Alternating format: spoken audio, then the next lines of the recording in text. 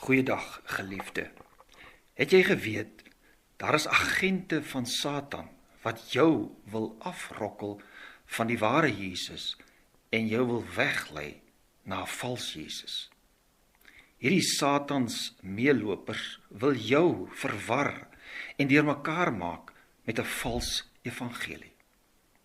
Dis inderdaad wat in ons dag gebeur. Maar natuurlik, dis nie iets nuuts nie.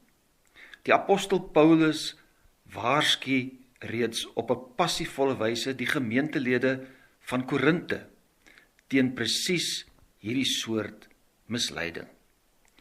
En om die erns van hierdie misleiding te onderstreep, gebruik hy die baie intieme metafoor van 'n maagdelike reinmeisie wat verloof is aan 'n jong man en as rein bruid met hom gaan trou. Nou dis duidelik, die rein maagd is die gemeente en die bruidegom natuurlik ons Here Jesus Christus. Net so terloops, hierdie beeld wat Paulus gebruik, laat mens natuurlik weer onder die pynlike indruk dat seksuele reinheid, maagdelikheid voor die huwelik nie meer vandag in ons samelewing hoog geag word nie. Maar dis natuurlik die Bybelse veronderstelling dat daar geen seksuele kontak voor die huwelik sal wees nie en dat 'n meisie as 'n rein maagd haarself sal bewaar en rein hou vir haar aanstaande man tot op die dag van die huwelik. Maar kom ons lees nou wat Paulus skryf in 2 Korintiërs 11.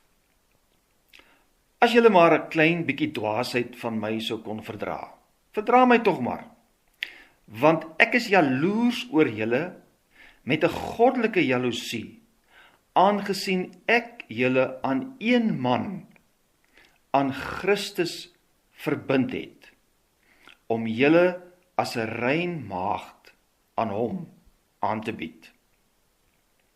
Maar ek is bang dat, soos die slang vir Eva met sy geslepenheid mislei het, julle gedagtes dalk bederf kan raak, verwyderd van die opregte en reine toewyding aan Christus. Want as iemand 'n ander Jesus kom verkondig, wat ons nie verkondig het nie, of julle ontvang 'n ander gees wat julle nie ontvang het nie, of 'n ander evangelie wat julle nie aanvaar het nie, verdra julle dit gereedelik. Nou, dit is hierdie vals apostels wat hierdie ander evangelie verkondig. En daarom sê Paulus in vers 5, ek reken inderdaad dat ek in geen opsig terugstaan by die sogenaamde superapostels nie. Dis 'n ander naam vir die vals apostels. Dis baie duidelik, Paulus is bekommerd dat die gemeente in Korinte hulle sal laat verlei om ontrou te word aan hulle aanstaande bruidegom, Jesus Christus. Dis soos 'n verloofde meisie wat saam met 'n klomp ander minnaars rondslaap voor haar huwelik met haar aanstaande bruidegom. So is daar vals apostels in hierdie gemeente wat die gemeentelede wil verlei om ontrou te raak aan Jesus en as ware weg te loop na ander Jesusse. Ja, hierdie vals apostels wil die gemeente verlei met listigheid en verkeerde gedagtes in hulle kop plant, net soos wat die slang destyds met Eva in die tuin van Eden gedoen het. Miskien sal jy nou wonder, is daar dan nog ander Jesusse? Ja, beslis. Jy sien, ons het hier met 'n baie subtiele misleiding te maak. Die vals apostels is agente van Satan, maar hulle het nie horings en sekelsterte nie. Nee, hulle kom met die Bybel in die hand na jou om jou ontrou te maak aan Jesus, die ware verlosser. Hoe doen hulle dit? Hulle verkondig 'n ander Jesus, maar hulle gebruik nog steeds sy naam, en 'n ander evangelie. Want inderdaad, en ons moet dit besef, is daar Jesusse, in aanhalingstekens, wat nie die ware Jesus is nie. Daar is 'n gees wat nie die Heilige Gees is nie. En daar is sogenaamde evangelies wat nie die reddende, kragtige evangelie van God is nie. En dis baie gevaarlik, want 'n ander Jesus en 'n ander evangelie kan jou nie red nie. Kan jou nie red van die oordeel nie. Want jy sien, 'n ander Jesus en 'n ander evangelie kan jou nie van jou sonde bevry nie. Maar kom ons raak nou 'n bietjie prakties. Watter ander Jesusse en ander evangelies word in ons tyd gepropageer? Of anders gestel, watter valse minnaars is daar wat die bruid van Jesus, sy kerk, wil probeer verlei? En ek gaan net so 'n paar voorbeelde noem. Daar is byvoorbeeld die blanke Jesus van die Israelvisie. Nou hierdie is 'n baie gevaarlike kultus wat groot veld wen onder Afrikaners in ons dag. En ek gaan nie baie daarop uitbrei nie, maar hulle verkondig 'n vals Yeshua wat leer dat net blankes gered kan word. En hulle wil ook weer terugkeer na die ou verbond met sy sabbate en sy wette. Hulle is totaal blind vir wie Jesus regtig is. Hulle verwerp die Heilige Skrif wat sê, die mense wat uit die geloof is, die is kinders van Abraham, Galasiërs 3 vers 7. Met ander woorde, die Bybel leer vir ons, dis nie ras of etnisiteit wat bepaal wie Abraham se nageslag is nie, maar geloof in Jesus. Ons kry 'n tweede voorbeeld, die welvaart Jesus van die prosperity gospel, die voorspoeds evangelie. Dis 'n tipiese ander evangelie, wat die klem laat val op gesondheid en rykdom en voorspoed.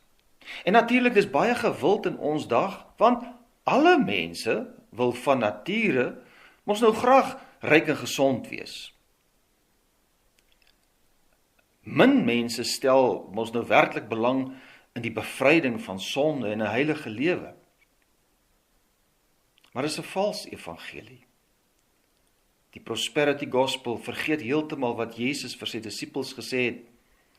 Daar in Lukas 6, gelukkig is julle wat arm is, want die koninkryk van God behoort aan julle. Dan is daar natuurlik die makgemaakte kultuur Jesus. Nou dis sommer 'n baie lekker Jesus. En hy het baie aanhangers. Want jy sien, hierdie Jesus is deel van 'n bolangse, oppervlakkige, sogenaamde Christelike kultuur. Hy word ingespan om by ons wense en ons behoeftes in te pas. Maar die mense wat hierdie Jesus navolg, gee nie baie om oor die verlossing van sonde nie. Nee, hulle gaan rustig aan met hulle sonde en gemaksigtige lewens. Jesus vir hulle is net die een wat moet sorg dat ons reën kry as dit nodig is, dat die slagofse vet word, en ons gebruik hom soos ons hom nodig het. Ons open graag byeenkomste in sy naam, maar as die opening eers verby is, dan speel ons oor dieselfde luidspreker, Los Lappie en ander goddelose liedjies. Dis tipies die volkskerk gedagte. Hierdie volkskerk profete, wat hierdie Jesus verkondig, vergeet dat Jesus gesê het, nie elkeen wat vir my sê, Here, Here, sal ingaan in die koninkryk van die hemele nie, maar net diegene wat die wil doen van my Vader in die hemele. En dan 'n laaste voorbeeld. Ons kry ook, veral deesdae, die postmodernistiese woke Jesus. Ons kan ook van hom praat as die progressiewe Jesus, wat baie gewild is by heelwat teologiese fakulteite en wat ongelukkig ook 'n groot aanhang het in die algemene sinode van die NG Kerk. Hierdie Jesus, hierdie skyn Jesus, roep niemand tot bekering op nie, maar vertel sommer dat gays, lesbians en biseksuele net hulle self kan wees. Hierdie postmoderne Jesus is ook nie werklik die seun van God nie. Hy is nie uit 'n maagd gebore nie. Hy het ook nie gesterf as offer vir ons sondes nie. En hy het ook nie histories liggaamlik uit die dood opgestaan nie. Hy is ook nie meer eksklusief die enigste middelaar tussen God en mense nie. Hy is maar bloot 'n menslike agent wat sosiale veranderings bewerk. Die progressiewe woke profete wat hierdie Jesus verkondig, kan nie meer na die werklike Jesus wys, soos Johannes die Doper nie, toe hy gesê het, kyk, daar is die lam van God, wat die sonde van die wêreld wegneem. Want jy sien, hulle glo eintlik nie meer daar is iets so sonde in die sin van die oortreding van God se wette nie. Hulle glo ook nie meer dat Jesus sondaars kan bevry en nuut maak nie. Tragies. Terug by die valse apostels. Paulus maak dit duidelik dat hierdie sogenaamde superapostels eintlik vals apostels is, wat hulle self vermom as apostels van Jesus. Hulle bied hulle self aan as apostels van die waarheid en van die lig, maar eintlik is hulle van die duisternis. Want jy sien, hulle is inderdaad dienaars van Satan, wat dieselfde taktiek gebruik as Satan. Die taktiek van misleiding. En Paulus draai geen doekies om nie as hy na hulle verwys daarvan af vers 13. Want sulke mense is vals apostels, slinkse werkers, terwyl hulle self vermom as apostels van Christus. En geen wonder nie, want selfs Satan vermom hom as 'n engel van die lig. Daarom is dit ook nie vreemd as sy dienaars hulle ook vermom as dienaars van geregtigheid nie. Hulle einde sal volgens hulle werke wees. Ja, hulle sal dieselfde einde kry as die van die Satan, naamlik die poel van vuur. Ons het gesien, daar is baie valse Jesusse, maar wie is dan nou die ware Jesus? Net kortliks, dis die Jesus wat Paulus verkondig het. Die gekruisigde Jesus. Soos Paulus vir ons skryf in 1 Korintiërs 2 vers 2, was dit sy fokus. Hy sê, ek het besluit om by julle, dis nou by hierdie gemeente van Korinte, van niks anders te weet nie, as van Jesus Christus en hom as gekruisigde. Die gekruisigde en opgestane Jesus is die ware Jesus. Hy beloof nie aan sy volgelinge aardse skatte en gerief en voorspoed, al hierdie dinge nie, maar hy doen iets baie heerliker. Hy, en net hy, verlos ons van ons sonde en maak ons so deel van God se koninkryk. Die koninkryk wat tot in alle ewigheid sal voortduur. Ja, dit is sy missie. En dis reeds by sy geboorte uitgespel toe die engel aan Josef verskyn het.